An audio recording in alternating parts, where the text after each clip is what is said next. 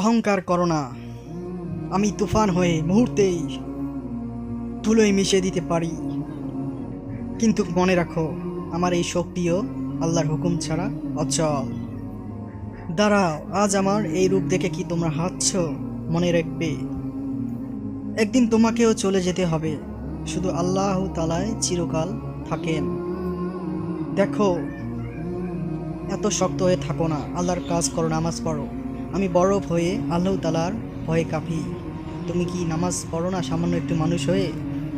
আমি নদী, আল্লাহ তাআলা হুকুম পালন করায় আমার কাজ। আমি কখনো আল্লাহ তাআলার হুকুমের অবাধ্য হইনি। আমাকে যেদিকে যেতে বলেছে আমি সেদিকে গিয়েছি। তাহলে তুমি কেন তাদের থেকে, আল্লাহ তাআলার থেকে দূরে সরে আছো? অবশ্যই।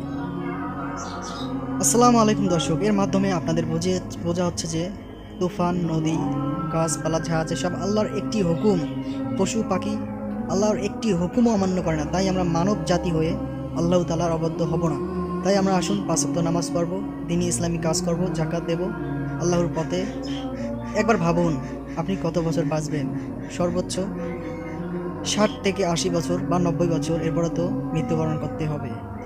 এই কয়েকটা বছর চোখের পলকে দেখতে দেখতে চলে যায়, কিন্তু এই কয়েকটি বছরের জন্য আমরা অনেক অনেক সম্পদ, বিল্ডিংয়ের উপর বিল্ডিং, পাহাড়ের উপর পাহাড় বিল্ডিং করি, টাকা পয়সার ব্যাংক ব্যালেন্স সব করে রাখি মাত্র 80 থেকে 90 বছরের জন্য। এই সীমিত সময় আমাদের কি দিবে? এবং টাকা পয়সা, সহায় সম্পদ যত করুন না কেন আপনার ছেলেমেয়ে ভোগ করবে, কিন্তু একটি নেকিও আপনার ছেলেমেয়ে আপনাকে দেবে না, কথাটা মনে রাখবেন। তাই আমরা আসুন মাত্র 60-90 বছরে বেঁচে থেকে সীমিত সময়ের জন্য, যদি আমাদের কোনো টাকা পয়সা হলো আমরা হয়ে থাকি, আমরা জাকাত দেই, হজ করি, জাকাত দেই, হজ করি, দান সদকা সব পালন করি, 5 ওয়াক্ত নামাজ পড়ি। আর যদি আপনারা টাকা পয়সার মালিক না হতে পারেন, তাহলে আপনি যতটুকু আছে ততটুকু দান করবেন, 5 ওয়াক্ত নামাজ পড়বেন। আমাদের বিকাশ নাম্বার এখানে দেওয়া হবে। আমরা হয় জাকাত ফাউন্ডেশন খোলা হবে, আপনার যত টাকা আসবে বিকাশে বা নগদে দুটোই থাকবে ওই নাম্বারে। আমি আপনার জাকাত বা হজ ফাউন্ডেশনে এই টাকাগুলো দিয়ে দেব। তো আসসালামু আলাইকুম। ইসলামিক ভিডিওটি শেয়ার করবেন, অবশ্যই সাবস্ক্রাইব একটি করবেন এবং ভিডিওটি অবশ্যই শেয়ার করবেন, যাতে আপনার মাধ্যমে এই ভিডিওটি অনেকজন দেখতে পারে এবং আল্লাহর পথে আসে।